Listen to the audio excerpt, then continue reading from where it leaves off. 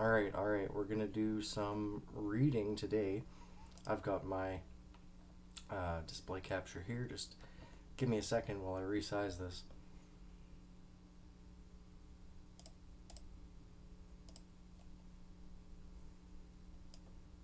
So,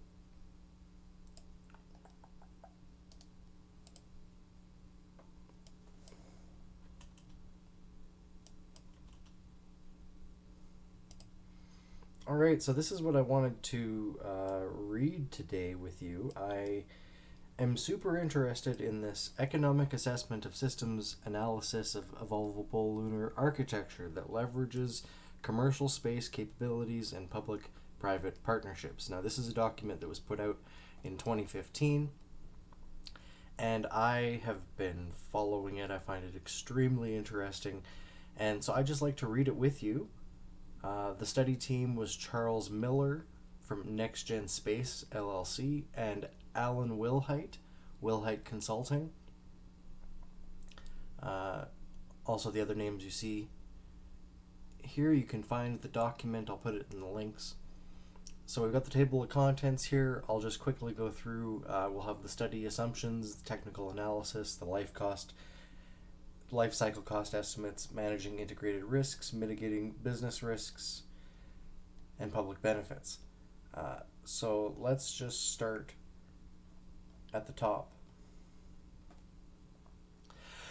This study's primary purpose was to assess the feasibility of new approaches for achieving our national goals in space. NextGen assembled a team of former NASA executives and engineers who assessed the economic and technical viability of an evolvable lunar architecture, ELA, that leverages commercial space capabilities and services that are existing or likely to emerge in the near term. We evaluated an ELA concept that was designed as an incremental, low-cost, and low-risk method for returning humans to the moon in a manner that directly supports NASA's long-term plan to send humans to Mars. The ELA strategic objective is commercial mining of propellant from lunar poles, where it will be transported to lunar orbit to be used by NASA to send humans to Mars.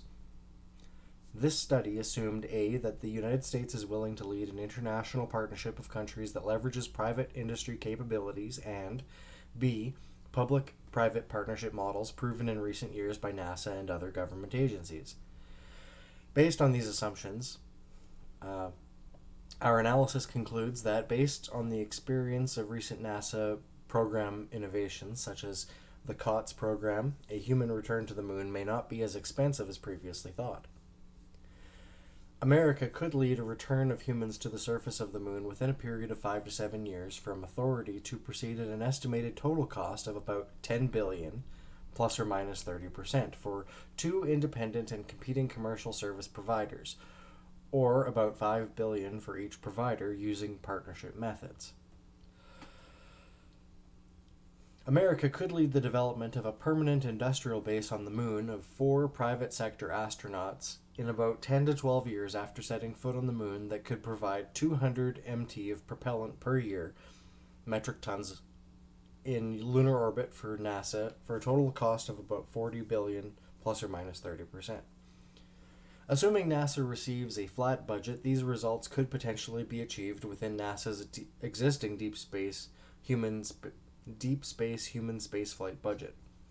A commercial lunar base providing propellant in lunar orbit might substantially reduce the cost and risk NASA of sending humans to Mars. The ELA would reduce the number of required space launches from as many as 12 to a total of only 3, thereby reducing SLS operating risks and increasing its affordability. An international lunar authority, modeled after CERN and traditional public infrastructure authorities, may be the most advantageous mechanism for managing the combined business and technical risks associated with affordable and sustainable lunar development and operations. A permanent commercial lunar base might substantially pay for its operations by exporting propellant to lunar orbit for sale to NASA and others to send humans to Mars, thus enabling the economic development of the moon at a small marginal cost. To the extent that national decision makers value the possibility of economic production of propellant at the lunar poles, it needs to be a priority to send robotic prospectors to the lunar poles to confirm that water or hydrogen is economically accessible near the surface inside the lunar craters at the poles. The public benefits of building an affordable commercial industrial base on the moon include economic growth, national security, advances in select areas of technology and innovation, public inspiration, and a message to the world about American leadership and the long-term future of democracy and free markets. An independent review team led by Joe Rothenberg, former head of NASA human spaceflight, and composed of former NASA executives, former NASA astronauts, commercial space executives, and space policy experts, reviewed our analysis and concluded that, given the study scope, schedule, and funding, we believe the team has done an excellent job in developing a conceptual architecture that will provide a starting point for trade studies to evaluate the architectural and design choices.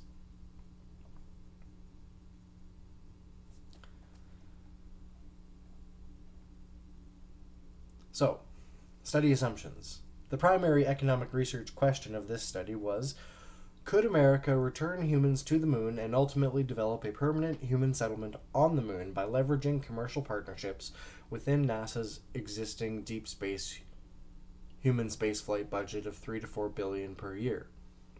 The key study assumptions for this analysis included public-private partnerships as acquisition strategy.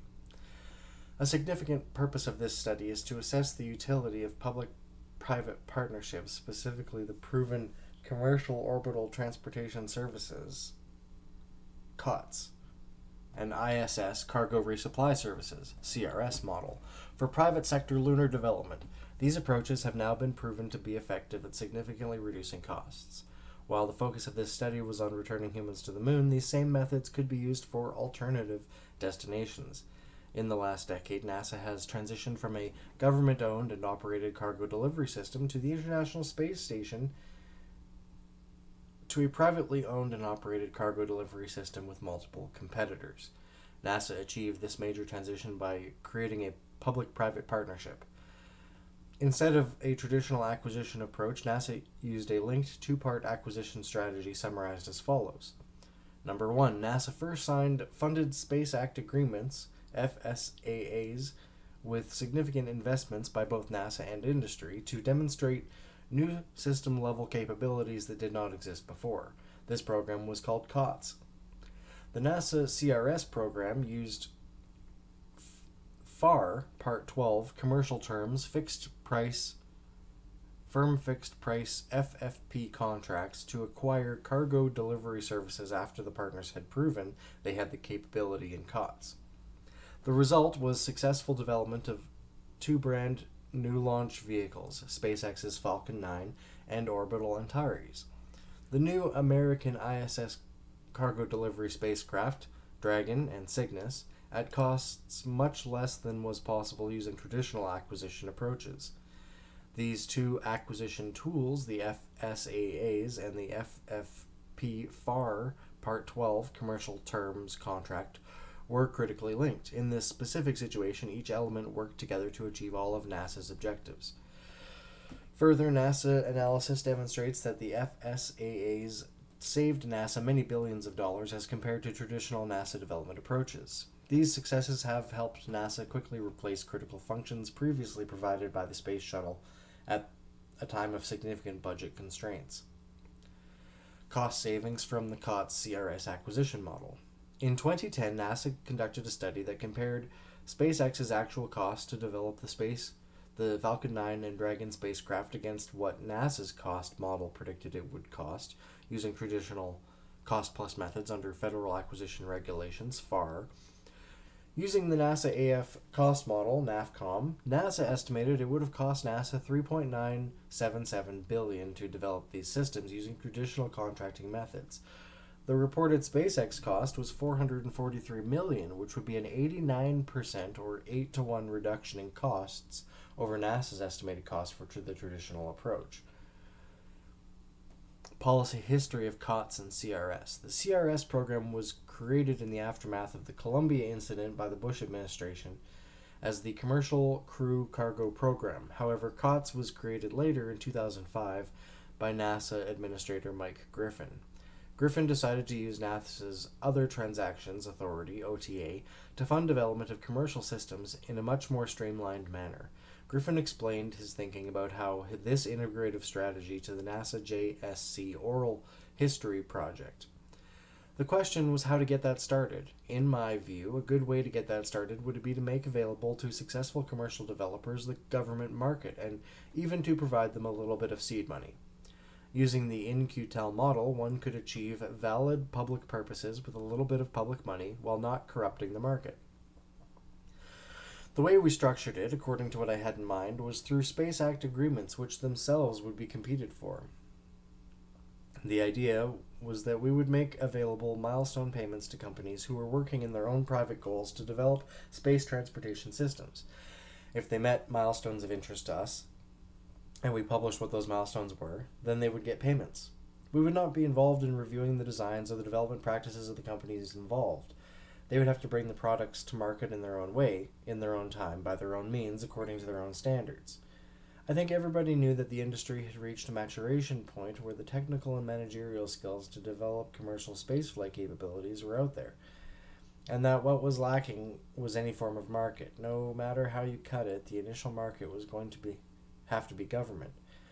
Then, once you got over those barriers to entry, maybe other purely commercial markets could develop. No one knew what those were, and I don't know what those are today, but you would never have an opportunity to find out if you couldn't get over the initial barriers to entry, and government could help with that. So you can continue reading this. I'm on page 5 of 103 of the Economic Assessment and Systems Analysis of an Evolvable Lunar Architecture that leverages commercial space capabilities and public-private partnerships. This is what I am so fascinated with, and I've been thinking about a lot. There's a lot in here to go over, and I'm not going to go over all of it, but you can browse at your own perusal. This is public. They put this out in 2015, so it's been on the internet for about 7 years now. A lot has happened since, and it's by no means the only document of interest, but check this out if you haven't. I'm just going to put my display capture back in the center. No, this is actually not too bad right here. Alright, let's turn it off. Looks like Bitcoin is $22,344 today.